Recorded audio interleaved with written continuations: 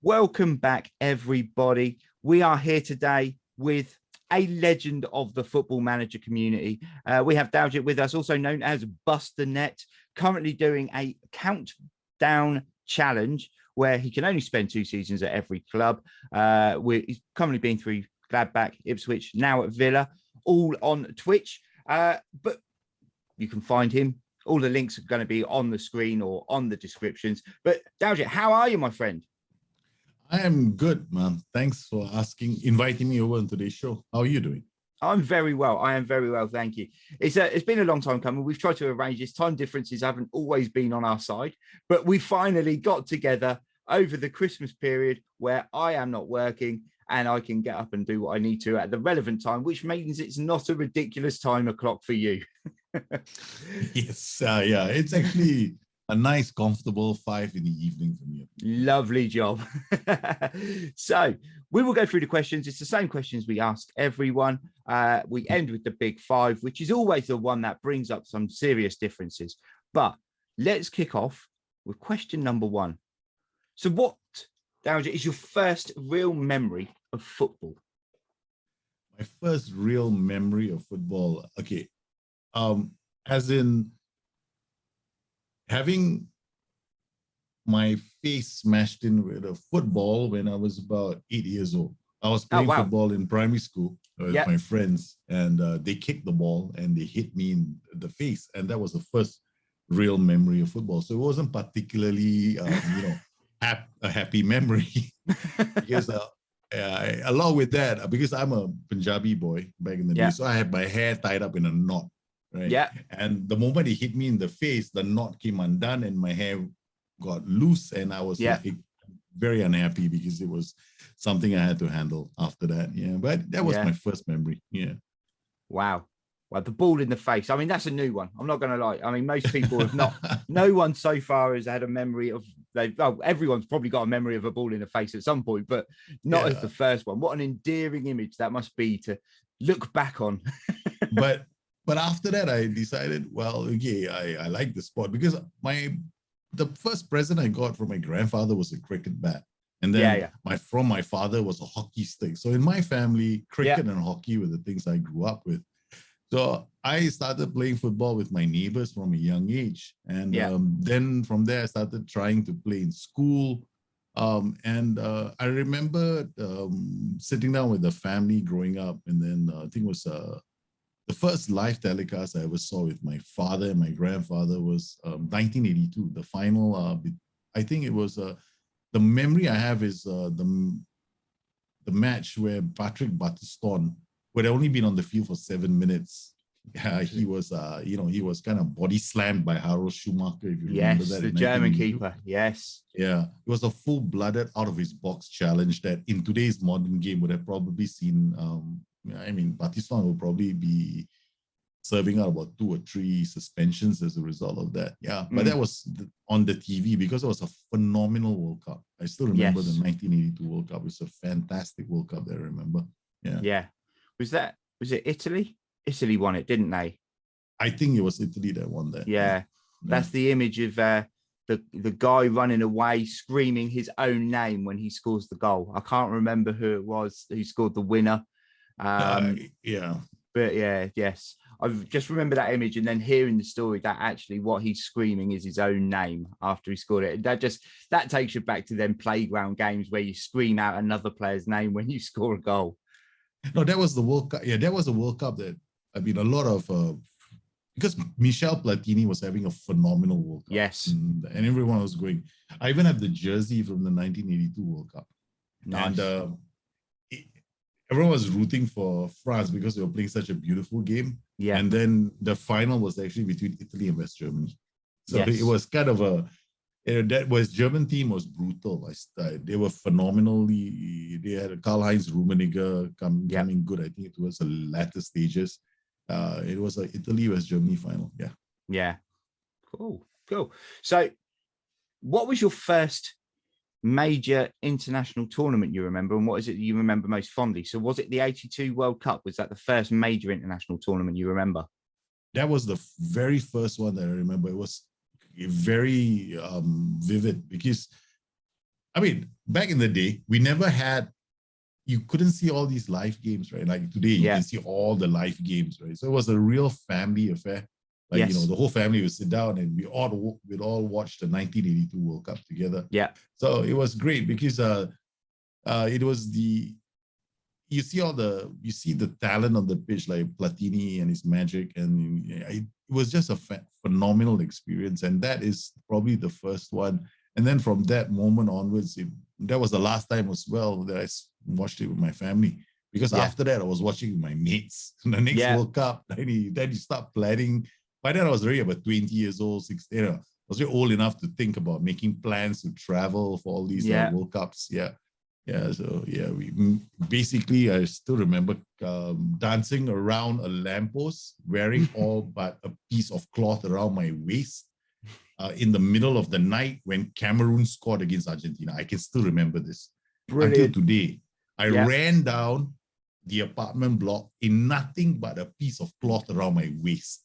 Brilliant. Because I told my friends, I'm going to do this. If Cameroon beats Argentina tonight, I'm going to dance half naked around a lamppost in the middle of the street in the middle of the night. And that's exactly what I did. Love that. And 1990, 1-0 win for Cameroon. I recall it well. I recall that's probably the one I remember first. And Roger Miller dancing around the corner flags and things like that. Correct. But 1982 though. I mean, 1982.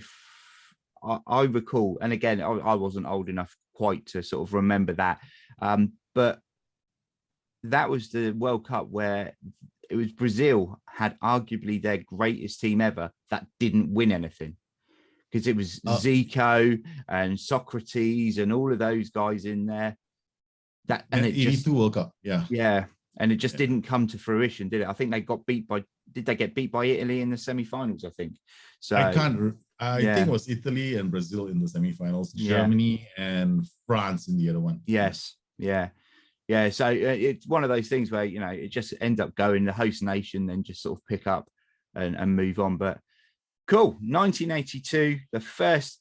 Ironically, we were just talking about before we started 1982, the first World Cup you remember, and also 1982 when Football Manager the original came out.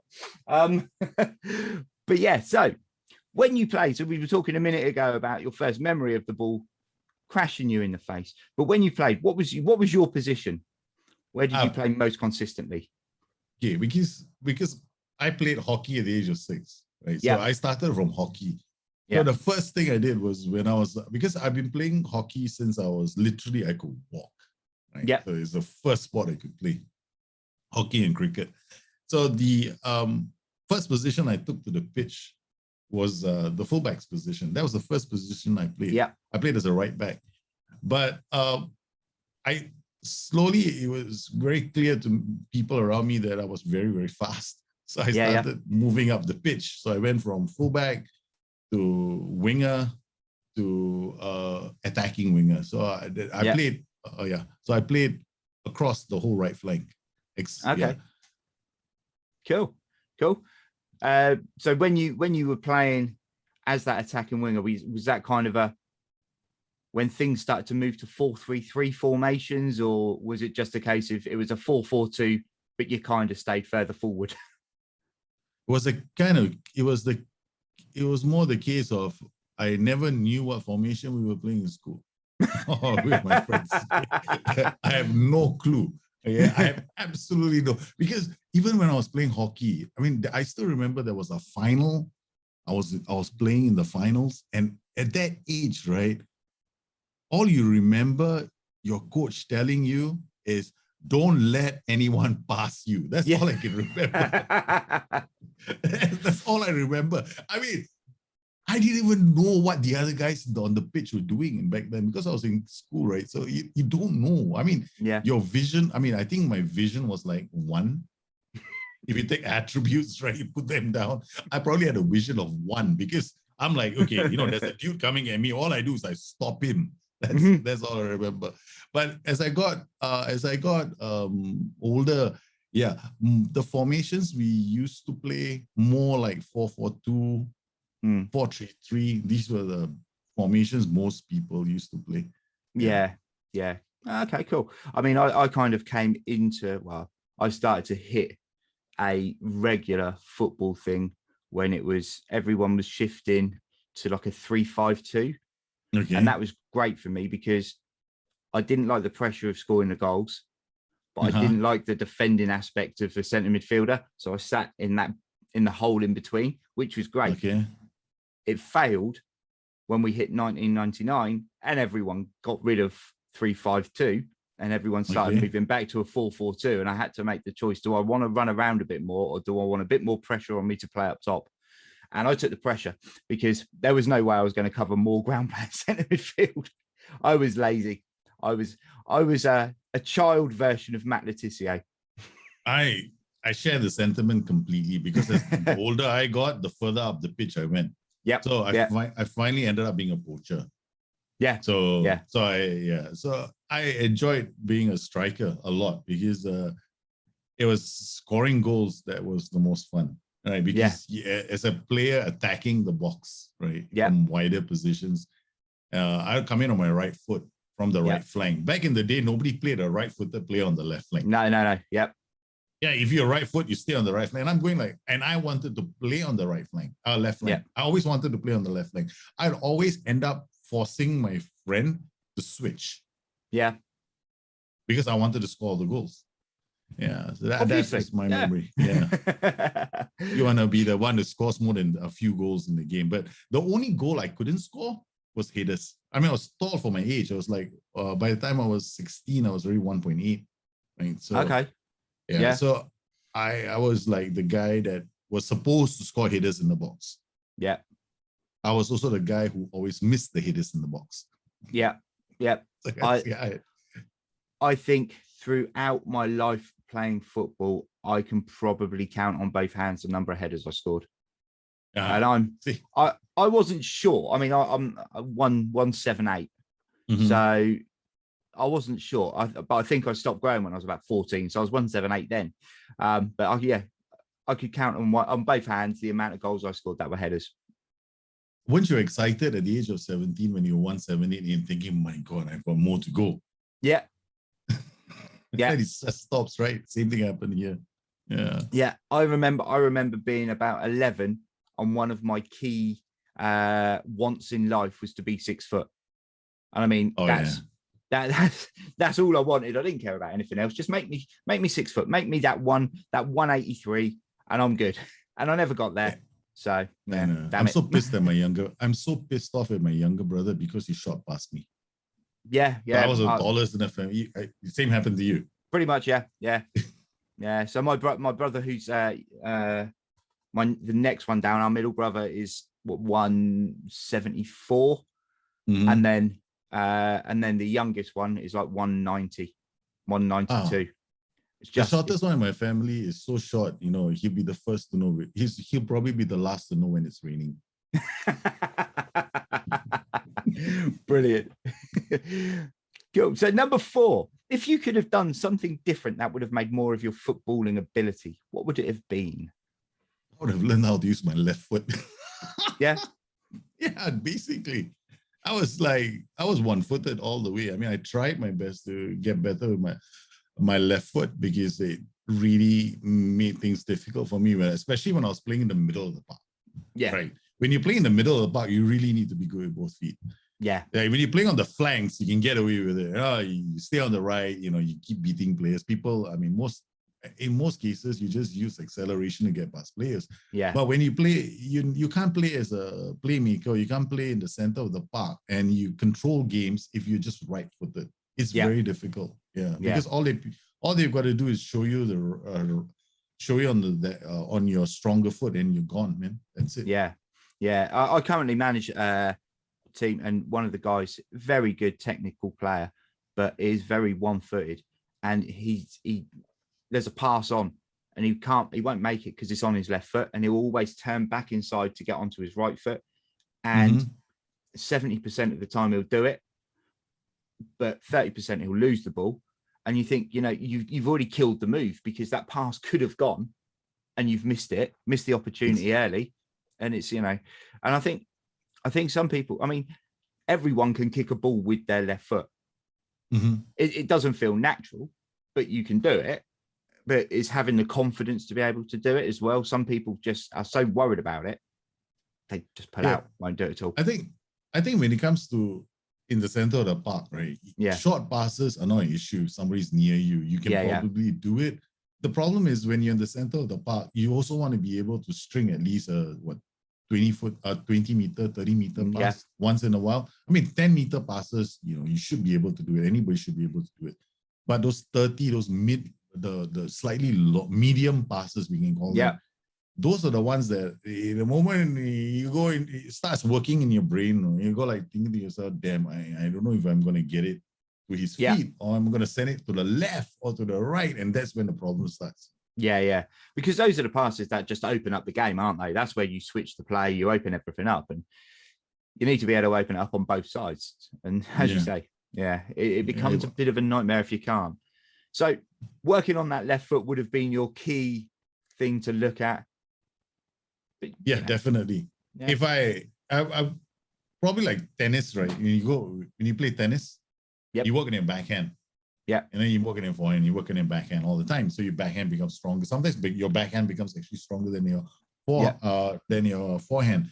Same thing would have worked with me if I paid more attention to football. But the thing is that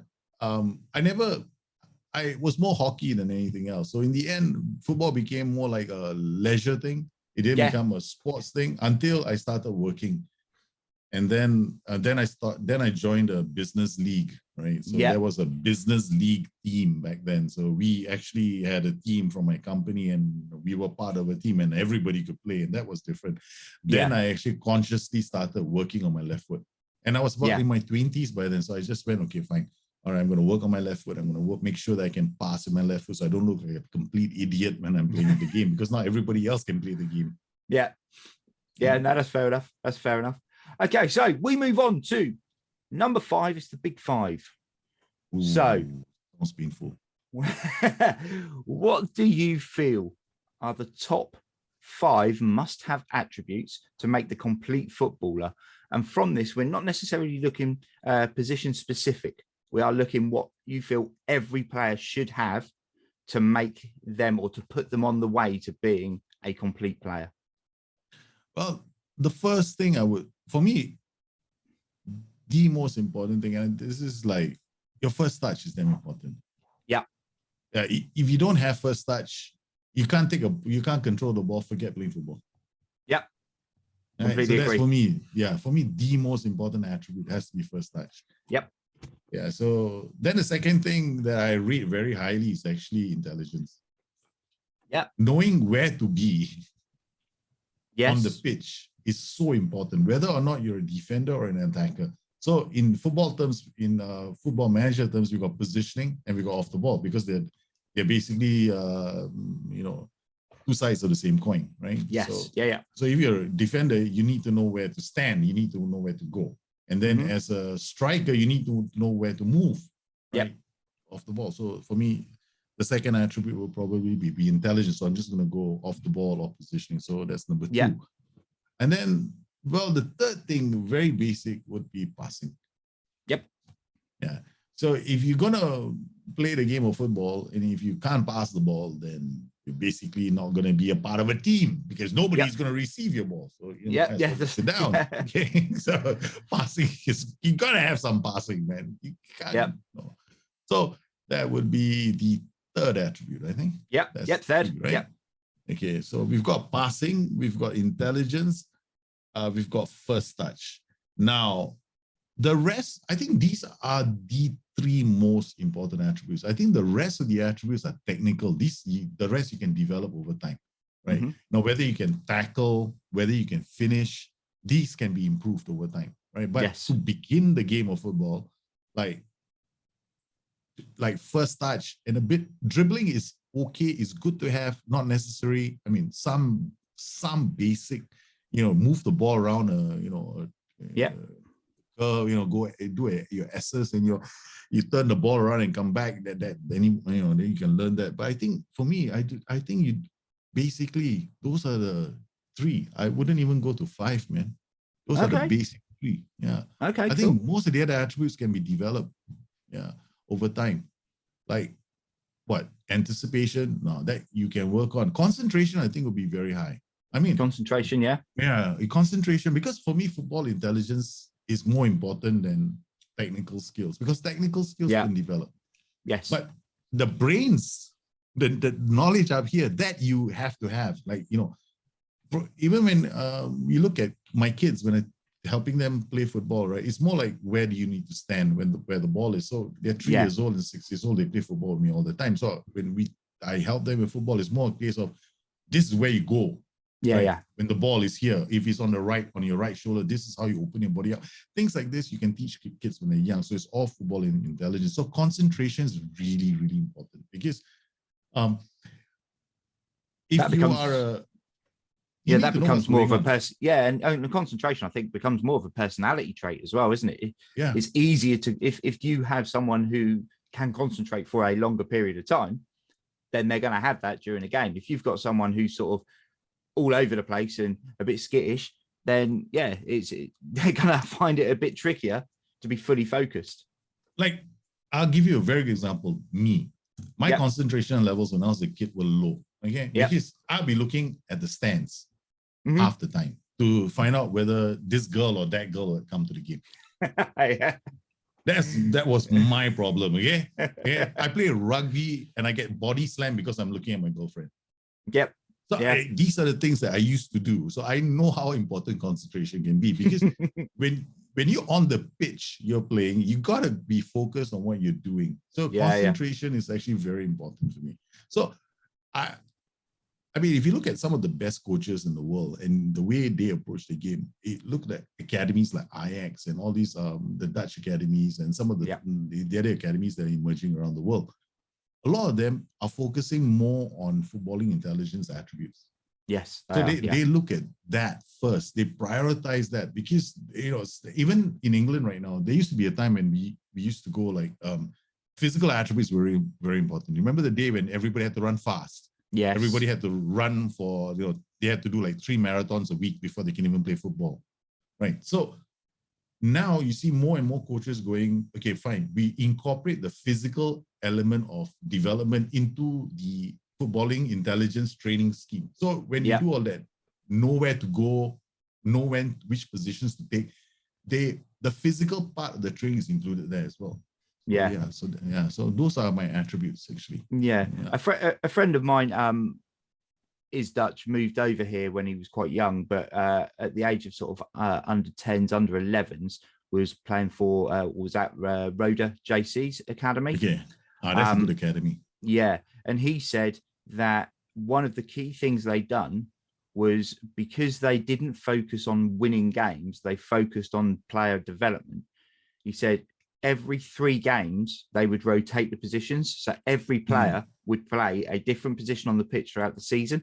And he said, and it gave that awareness to everyone of what they need to do, where they need to be. So when they move position, they've started to watch and they could take up, and it made the whole thing interchangeable. And as you said, you look at the Ajax setup, and there was a period of time, especially in sort of the late 90s, early 2000s, where you could have taken any of those players and moved them to any part of the pitch, and they would have been able to do a job there. And it's all a similar sort of setup, isn't it? So there's a really good book written by this Dutch coach, which explains what the Dutch have done in terms of player development.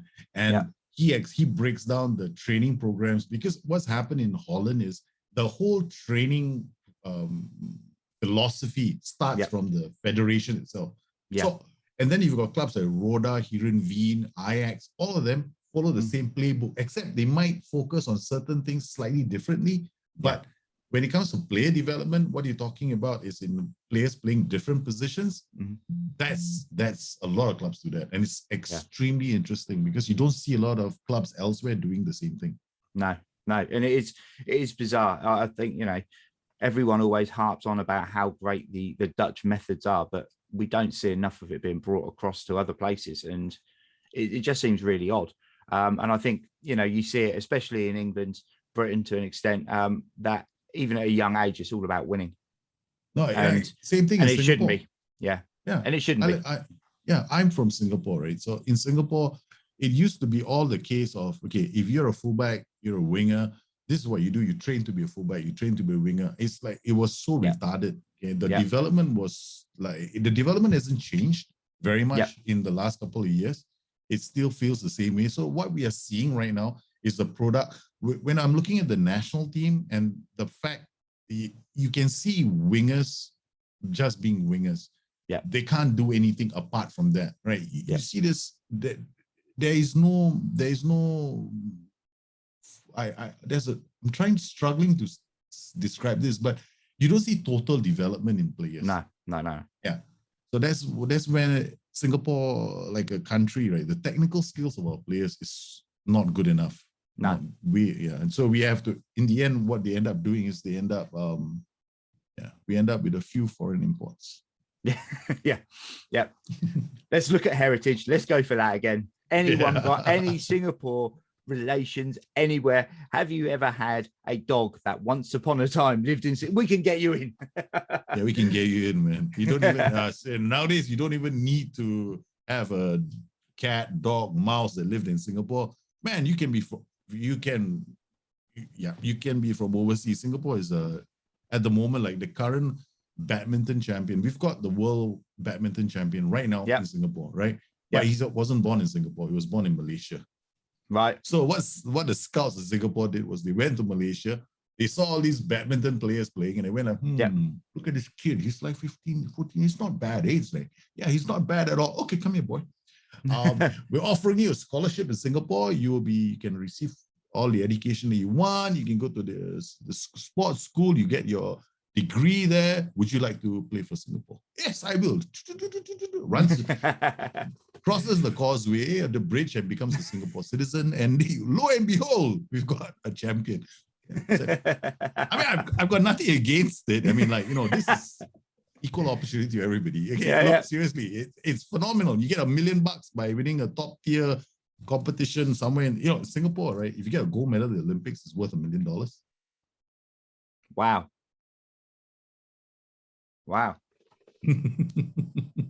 It's worth considering, people. There you go. If you've got a skill or talent, get yourselves over to Singapore, make some money.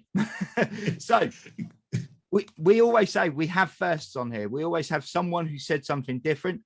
Today, Daljit, Busternet has gone with, I don't need 5, I only want 4. It's a first. It's a new one. We've got first touch, footballing intelligence, passing and concentration. You were going through them. First touch, I agree. If you can't control the ball, you ain't going to be able to play football. If your second touch is a tackle, you've got a problem. Footballing intelligence, you talked about positioning off the ball. I think there's also that general awareness of where people are going and what they're doing. So it's being able to read that game and see what's happening as well. It covers various different things. Absolutely great one. Passing, love it. I pick passing every time over shooting, because if you can pass the ball 20 yards, 20 meters, you should be able to pass the ball into the empty corner of a net. So you shouldn't need to shoot with any power. You can pass the ball and do it that way. And concentration, as we sort of discussed it in length, that concentration side of things is massive. You want your guys switched on at all moments of the games. You see it so often, especially in the Premier League, where players do just switch off and they concede a goal. And you can't afford to be doing it. You see it with England all the time. So that is it. We have covered all of the 5 topics, all of the 5 questions. Guys, if you are watching on the live show, Daljit's links, Busternet will be all underneath: YouTube, Twitter, Twitch. If you are watching on YouTube, they're still there. If you are listening on Anchor FM or Spotify or wherever you have found us, then they will all be in the description. go and check him out. Go and see some of the content that is created. It is fantastic stuff. And always a good laugh in one of Daljit's chats. And if you don't catch him on one of his shows, you'll probably catch him on a FM draft at some point in the future. But for now, that is us done. Daljit, it's been an absolute pleasure having you on, my friend, and look forward to speaking to you soon. I had a lot of fun. Thanks for having me over. You have a good time. Have a good day and Happy New Year. Happy New Year.